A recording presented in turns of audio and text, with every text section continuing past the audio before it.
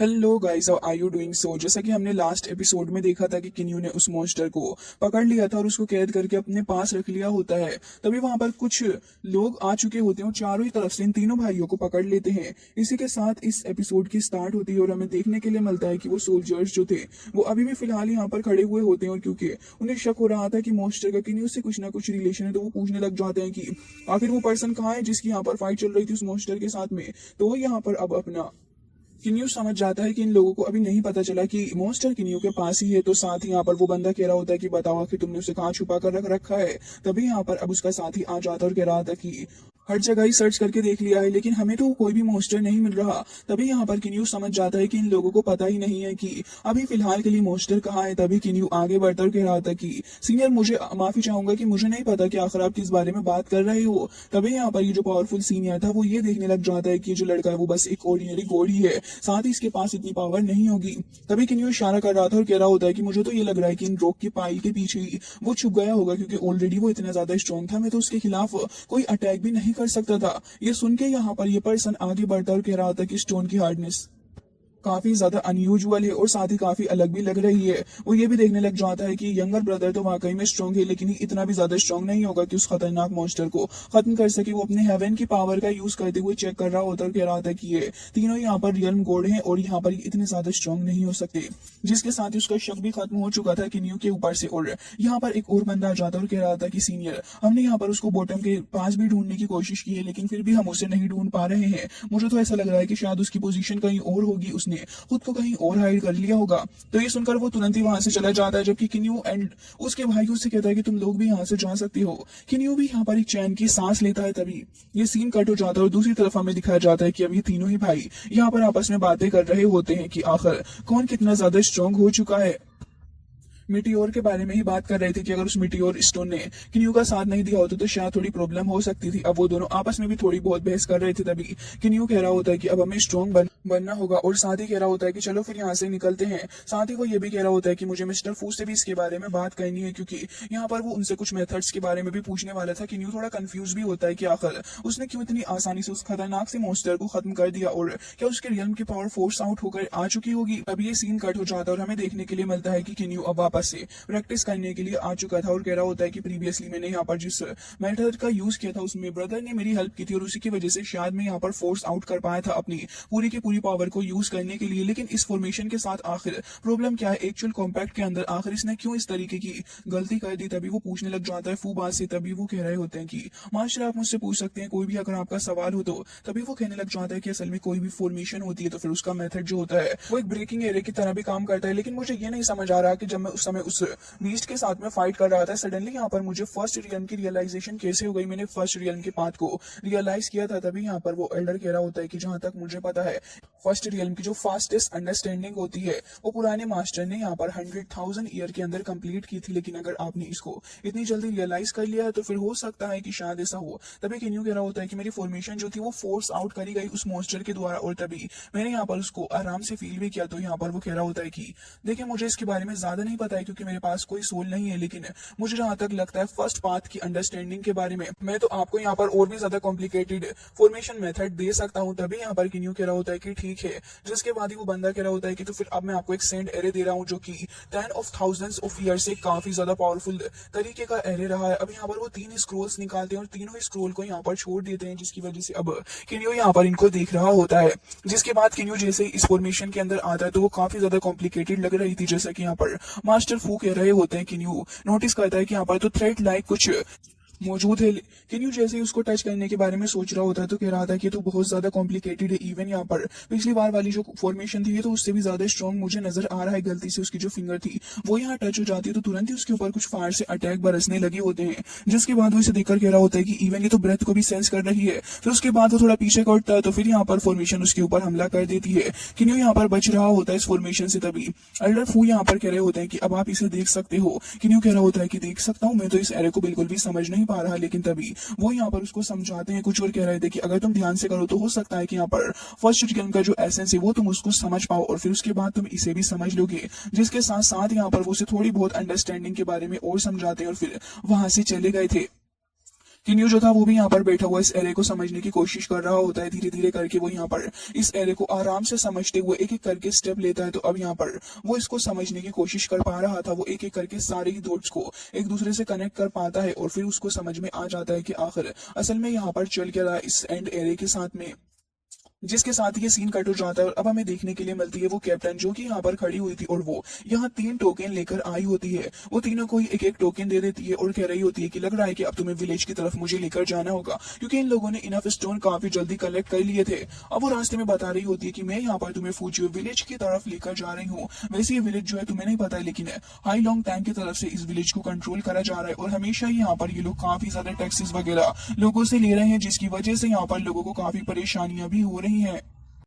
और अब यहाँ का जो शॉप ओनर है हाई लॉन्ग टैंक के अंदर, वो मास्टर है हेवनली गॉड के, जिसके साथ ही यहाँ पर अब वो ये भी कह रही होती है कि इस जगह के लीडर बहुत ही ज्यादा क्रूएल भी हैं। वो आगे बता रही होती है कि वो यहाँ पर अपने ही बारे में सोचते हैं, साथ ही इन छोटे मोटे लोगों की लाइफ की तो कोई वैल्यू भी नहीं है। इसके साथ ही कुछ वक्त बाद फाइनली जाके लोग इस विलेज के अंदर आ चुके होते हैं और जैसे ही किन्यू इस विलेज के अंदर आता है तो वो यहाँ पर काफी सारे लोगों को देख रहा था, लेकिन अब उसकी नजर पड़ रही होती है यहाँ पर सबसे पहले जिंगशिंग के ऊपर। और जैसे ही यहाँ पर वो उसे दिखता है तो वो भी भागा भागा किन्यू के पास आ ही जाता है और कह रहा था कि मिट्योर ये तो तुम ही हो। अब यहाँ पर वो कह रहा होता है कि मुझे नहीं पता था कि तुम लोग यहाँ पर इस फूजियो विलेज के अंदर इतनी जल्दी आ जाओगे। जिसके साथ ही यहाँ पर अब ये लोग आपस में बातें करने लगे होते हैं और यहाँ पर ये बंदा कह रहा होता है कि मुझे ये भी उम्मीद नहीं थी कि कैप्टन मुझे यहाँ पर मिलेंगी। तो वो कह रही होती है कि हाँ वो बात तो तुमने सही कही, और उससे विदा लेकर चली जाती है। जबकि हमें दिखाया जाता है कि यहाँ पर इस बंदे की हालत काफी खराब हो चुकी होती है और वो ये भी पूछ रहा होता है इस लेडी ने आखिर तुम्हें किन्यू कहकर क्यों बुलाया। तभी वो कह रहा होता है कि असल में मेरे 2 नाम ही, और तुम चाहो तो अब मुझे फ्यूचर में किन्यू ही कहकर बुलाना। तो वो कह रहा होता है कि ठीक है, अगर ऐसी बात है तो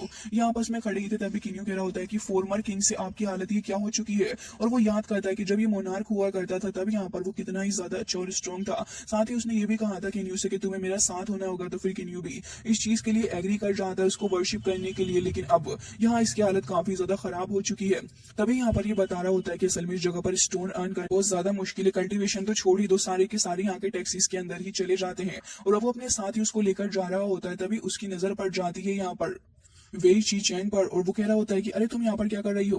अब वो जो पलटती है तो यहाँ पर उसके चेहरे पर तो खुशी आ ही गई थी, लेकिन ये सब कुछ देखकर यहाँ पर मन की कह रहा होता है कि ब्रदर देख रहे हो ना, यहाँ पर कुछ ना कुछ चल रहा है। और तभी किन्यू कह रहा होता है कि अनएक्सपेक्टेडली मुझे लग रहा है कि आप शायद उसको काफी ज्यादा पसंद भी करते हैं। तभी वो कहने लगा होता है कि ये बात तो सच है, लेकिन यहाँ पर मेरा स्टेटस वाकई में बहुत ज्यादा गिर चुका है। लोअर रियल्म की तरह यहाँ पर वो बात नहीं। जिसके बाद वही उसे अपने पास बुला रही थी तो वो भागता भागता उसके पास ही चला जाता है और यहाँ पर वो दोनों खड़े ही हुए थे।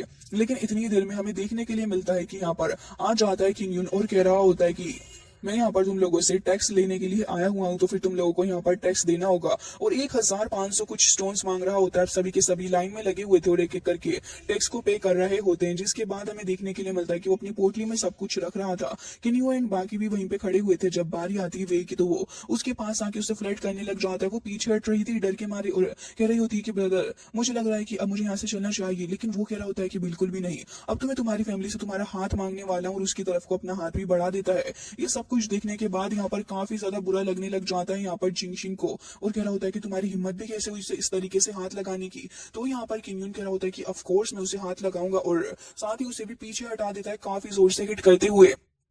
ये चीज देखकर यहाँ पर वही भागती हुई आ जाती है जिंगशिन के पास और कह रही होती है कि आप ठीक तो हैं ब्रदर। तभी वो कह रहा होता है कि हाँ मैं ठीक हूँ, लेकिन ये बंदा वाकई में मैं इससे फाइट नहीं कर सकता, क्योंकि अब उसका ओहदा बहुत ही ज्यादा हो चुका है। तभी अंकल टियान भी वहां पर आ जाते हैं, जिन्हें देखकर किंग यून तुरंत ही यहाँ पर उनको ग्रीट कर रहा था और काफी ज्यादा खुश भी हो रहा होता है। तभी यहाँ पर वो भी कह रहे होते हैं कि वाकई में तुम हाई लॉन्ग टोंग के अब सेलिब्रिटी बन चुके हो, वाकई में अब तुम्हें ऐसा बिहेवियर नहीं रखना चाहिए।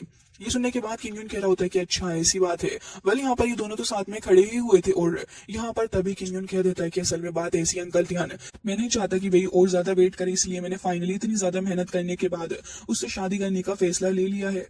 ये सुनकर वो बहुत ही ज्यादा खुश हो रहे थे और कह रहे थे कि इससे ज्यादा अच्छी बात और क्या ही होगी। इवन वो यहाँ पर इतने ज्यादा खुश थे कि अभी सोच रहे होते हैं कि इन दोनों की शादी को फिक्स कर दिया जाए, लेकिन वे इस चीज से भी साफ मना कर देती है कि वो यहाँ पर ये शादी नहीं करेगी। तो ये सुनकर यहाँ पर उसकी ग्रैंडपा काफी गुस्सा हो रहे थे और कह रहे थे कि ये क्या बात हुई भला।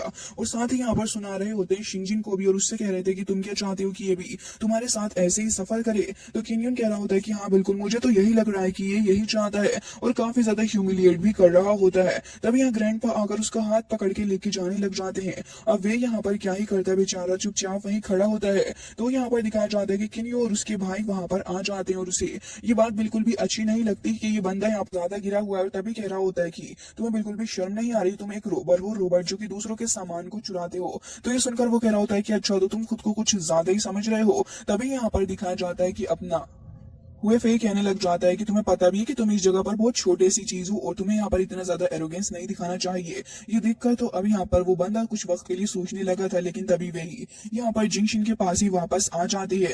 ये देखने के बाद कि यहाँ पर ये सब कुछ चल रहा है और उसकी मर्जी के खिलाफ यहाँ पर ये सब कुछ चल रहा है, तो वो ये देखकर बहुत ज्यादा गुस्सा होता है। बट वो यहाँ पर ये चीज भी डिटेक्ट कर लेता है कि यहाँ पर एक बंदा जो इनमें से ज्यादा स्ट्रॉन्ग घोड़े, जबकि दोनों इंटरमीडिएट लेवल के घोड़े हैं। तो अभी वो डिसाइड करता है कि यहाँ पर इन लोगों से अभी पंगा नहीं लेना चाहिए, क्योंकि अभी अभी तो यहाँ पर आए और इनकी स्ट्रेंथ भी ज्यादा है, जिसके चलते वो चुप हो जाता है। और हमें दिखाया जाता है कि अब बाकी सारे लोग भी किन्यू को ही देख रहे थे, जो कि अपना स्टोरेज बैग निकाल लेता है। सभी कह रहे थे कि न्यू कमर के पास ये कहां से आ गया। तो किन्यू कह रहा होता है कि ब्रदर जिन्युआन, ये लीजिए, कुछ वक्त पहले यहाँ पर मैंने आपसे कुछ सामान लिया था और बदले में मैं आपको ये वापस दे रहा हूँ। अब आप चाहे तो यहाँ पर एक अच्छा घर खरीद सकते हो तुम दोनों के लिए ही। तो ये सुनकर तो यहाँ पर ओब्वियसली जिंक्शन को बहुत ही ज्यादा खुशी होती है और वो थैंक्स करने लग जाता है अपने किन्यू का, और कह रहा होता है कि वही चलो चलते हैं हम लोग अपने लिए घर खरीदने के लिए। तो वो कह रही होती है कि ब्रदर आप वाकई में बहुत ही ज्यादा ग्रेट हो, जिसके साथ यहाँ पर वो दोनों घर खरीदने के लिए चले जाते हैं। जबकि यहाँ पर ये बंदा किन्यून जो होता है वो बहुत ज्यादा गुस्सा था और कह रहा होता है कि अभी इस लड़के से फाइट करना मैं अफोर्ड नहीं कर सकता, इसलिए मैं यहाँ से जा रहा हूँ, लेकिन बाद में इससे बदला जरूर से ही लूंगा। अभी सीन कट हो जाता है और हमें दिखाया जाता है ईस्ट टेरिटरी को, गोल्ड रिगल्म की, जहां पर ये लोग आए होते हैं। यहाँ पर काफी सारी मेजर फोर्सेस भी हैं और यहाँ पर काफी ज्यादा जगह भी है, यानी कि कोई भी बंदा चाहे तो यहाँ से प्रॉपर्टी खरीद सकता है सिटी ओनर से।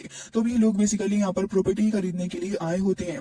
किन्यू भी साथ ही आया था और यहाँ पर अब ये बंदा जिंक्शन बता रहा होता है कि वैसे मुझे इतना ज्यादा स्पेसिफिकली नहीं पता है कि आखिर मुझे किस जगह को खरीदना चाहिए। और साथ ही ये लोग धीरे धीरे करके फाइनली उस जगह पर आ जाते हैं जहां पर ये लोग नोटिस करते हैं कि लोग अपनी मर्जी से अपनी प्रॉपर्टी वगैरह उठा रहे हैं और वहां से जा रहे हैं। तभी यहाँ पर अब वो बंदा कहने लग जाता है कि ये लड़की बहुत ही ज्यादा पुअर एटीट्यूड वाली है, जिसके साथ ही वो पलट के देखती और कह रही थी कि मुझसे जरा तमीज से बात करो। अब यहाँ पर मंकी फाइट करने के लिए जा ही रहा होता है, तभी यहाँ पर इसे श्याओ समझा रहा होता है कि ऐसी कोई भी बात नहीं है, तुम इतना ज्यादा ऑफेंड क्यों ही हो जाते हो। जिसके बाद किन्यू वहां पर आ जाता है और चूज करने लगा था कि आखिर कौन सी प्रॉपर्टी इन दोनों के लिए सूटेबल रहेगी। तो वो यहाँ पर एक प्रॉपर्टी को उठाकर उसे देखने लगा होता है और वो एरिया देखने में काफी अच्छा नजर आ रहा होता है। वो कह रहा था कि जो जगह है एक सही है, वैसे तो रॉयल रियल्म के अंदर भी जगह अच्छी खासी है, बट यहाँ पर लग रहा है कि यहाँ पर आने के बाद ये जगह थोड़ी चीप ही पड़ रही है।